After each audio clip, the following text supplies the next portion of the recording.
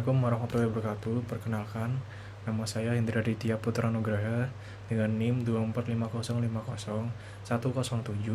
245050107111023 dengan nomor presensi 27 dari kelas G.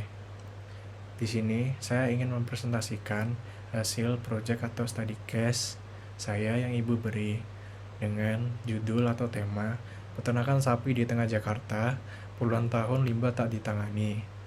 Langsung saja, yang pertama-tama lembaga yang bersangkutan pada kasus ini, yaitu yang pertama ada Dinas Lingkungan Hidup, Dinas SDA, dan Paljaya.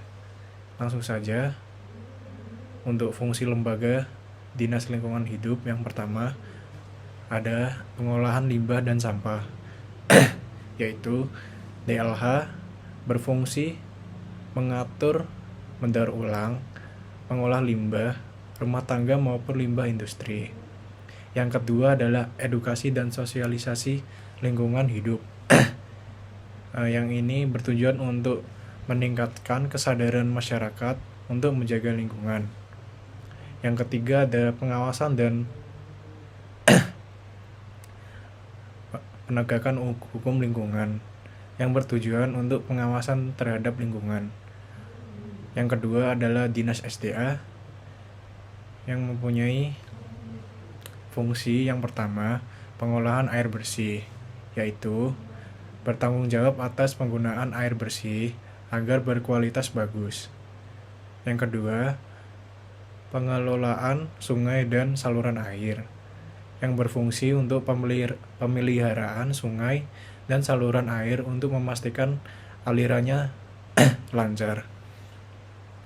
Yang ketiga, ada edukasi dan pemberdayaan masyarakat yang bertujuan untuk mengedukasi dan bersosialisasi terhadap masyarakat agar menjaga lingkungan perairan. Untuk poin yang kedua adalah ada ciri-ciri lembaga. Ciri-ciri lembaga yang pertama untuk Dinas Lingkungan Hidup, yaitu yang pertama berfokus pada pengelolaan lingkungan hidup, yaitu berfokus pengolahan sampah, masalah lingkungan dan kualitas udara dan air. Yang kedua, memiliki unit khusus untuk penanganan sampah, yaitu berfokus kepada manajemen sampah. Yang ketiga adalah menyediakan data dan informasi lingkungan secara terbuka kepada masyarakat, yaitu bertujuan untuk menyediakan data mengenai kualitas lingkungan yang dapat diakses oleh masyarakat. Yang ketiga, Dinas SDA yang berfokus pada pengelolaan SDA, yaitu mengelola sumber daya air, baku, air bersih, dan air hujan. Yang kedua adalah bertanggung jawab atas pengendalian banjir, yaitu mengendalikan banjir melalui pembangunan dan memelihara infrastruktur. Yang ketiga ada mengelola infrastruktur air dan drainase, yaitu bertanggung jawab atau pembangunan, pemeliharaan, dan perbaikan sistem drainase. Untuk lembaga yang ketiga adalah ada Paljaya. Paljaya ini yang pertama berfokus pada pengelolaan air limbah, yaitu menangani pengelolaan air limbah terutama limbah domestik. Yang kedua, bertujuan mengoperasikan instalasi pengelolaan limbah, berfungsi untuk memproses limbah agar aman. Yang ketiga, mengelola layanan sedot tinja yang bertujuan untuk mencegah pencemaran akibat sapi tank yang penuh. Untuk analisis fungsional, yaitu Dinas Lingkungan Hidup berfungsi edukasi masyarakat penting menjaga lingkungan dan membangun kemitraan komunitas masyarakat dalam program daur ulang sampah. Untuk lembaga yang kedua ada Dinas SDA yang berfungsi untuk mengedukasi masyarakat penting menjaga sungai dan saluran air. Yang kedua, melibatkan masyarakat dan kegiatan pengendalian banjir seperti membuat saluran air. Untuk yang ketiga, Paljaya, yaitu menyediakan layanan sedot tinja untuk rumah tangga. Yang kedua, masyarakat diajak untuk pemeliharaan fasilitas pengolahan limbah. Untuk yang keempat, ada Devitiar. Yang pertama, pembuangan limbah tidak sesuai, yaitu banyak sekali perusahaan yang membuang limbah sembarangan dan melakukan dumping secara langsung tanpa izin. Untuk yang kedua, ada kualitas pekerjaan yang buruk.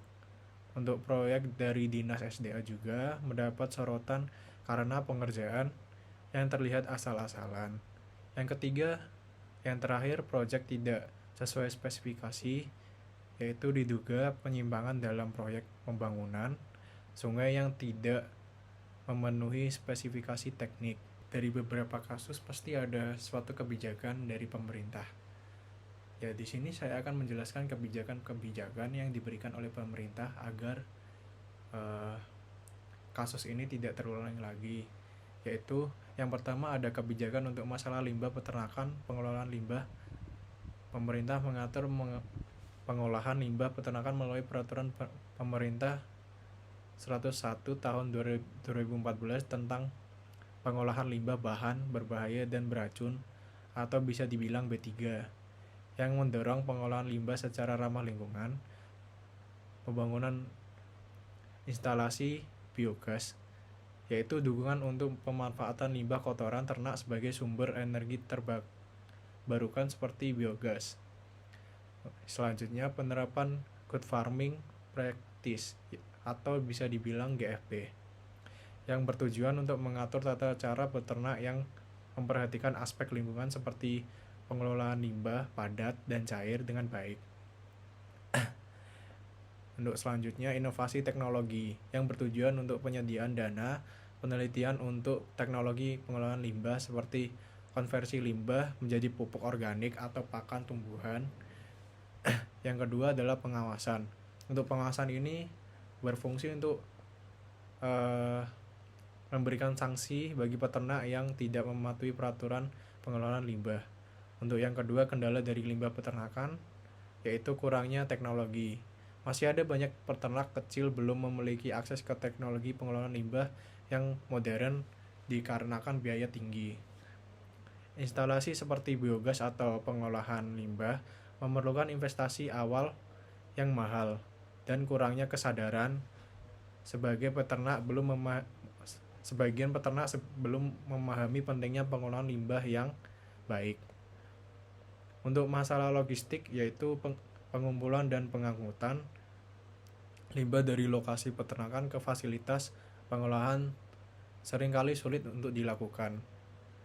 Pencemaran lingkungan, yaitu jika tidak dikelola, limbah dapat mencemari air, tanah, dan udara, yang dimana menimbulkan masalah kesehatan masyarakat.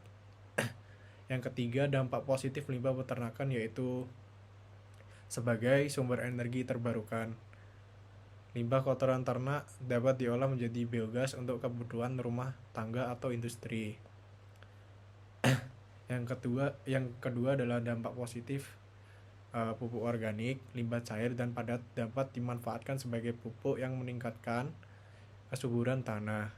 Yang ketiga, sebagai bahan pakan, yaitu beberapa limbah seperti limbah fermentasi dapat digunakan sebagai tambahan pakan ternak. Pengurangan 2 emisi karbon pemanfaat limbah dapat membantu mengurangi emisi gas rumah kaca dari sektor peternakan. Untuk peluang ekonomi, dengan mengelolakan yang baik, limbah dapat menjadi produk bernilai jual, menciptakan lapangan kerja dan pendapatan tambahan. Sekian dari presentasi saya. Mohon maaf atas ada kesalahan kata yang saya ucapkan. Assalamualaikum warahmatullahi wabarakatuh.